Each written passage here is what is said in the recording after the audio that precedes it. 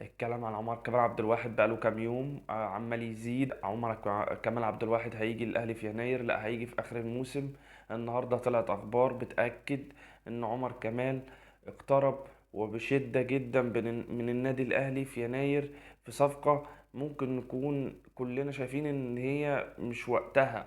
عمر كمال عبد الواحد لاعب مميز، بس انت مش محتاج قوي في الباك اليمين. يعني كواليتي الباك اليمين عندك لعيبه مش عاليه قوي، بس في نفس الوقت عمر كمال عبد الواحد كويسة. بس هل في يناير دايما انتقالات يناير بتبقى دايما للعيب الضروري؟ كنت افضل ان كان مثلا يبقى في باك شمال. الانتقالات الشتوية افضل بكتير من ان انت تجيب عمر كمال عبد الواحد، ومحدش يقول لي ان عمر كمال عبد الواحد هيلعب باك شمال.